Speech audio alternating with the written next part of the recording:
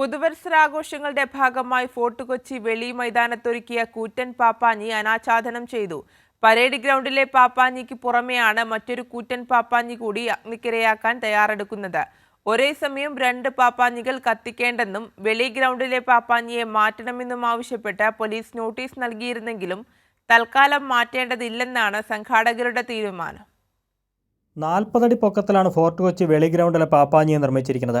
Carnival കമ്മിറ്റിയുടെ നേതൃത്വത്തിൽ ഇത്തവണയും പതിവ് പോലെ പരേഡ് ഗ്രൗണ്ടിൽ കൂറ്റൻ പാപ്പാഞ്ഞിയെ സജ്ജമാക്കുന്നുണ്ടെങ്കിലും ഇത്തവണ വെളി ഗ്രൗണ്ടിലും പാപ്പാഞ്ഞിയെ കത്തിച്ച് പുതുവർഷപ്പിറവി ആഘോഷിക്കാനാണ് ഗാലാഡി ഫോർട്ട് കൊച്ചി എന്ന സാംസ്കാരിക സംഘടനയുടെ തീരുമാനം.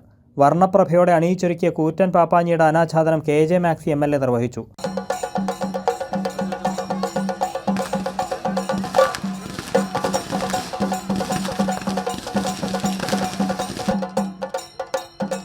ഒരേ സമയം 2 പാപ്പാഞ്ഞിയെ കത്തിക്കുന്നത് സുരക്ഷാ പ്രശ്നമുണ്ടാക്കുമെന്നും അതിനാൽ വെളി ഗ്രൗണ്ടിലെ പാപ്പാഞ്ഞിയെ നീക്കം ചെയ്യണമെന്നും ആവശ്യപ്പെട്ട് പോലീസ് നോട്ടീസ് നൽകിയിരുന്നെങ്കിലും മാറ്റാൻ സംഘാടകർ തയ്യാറായിട്ടില്ല.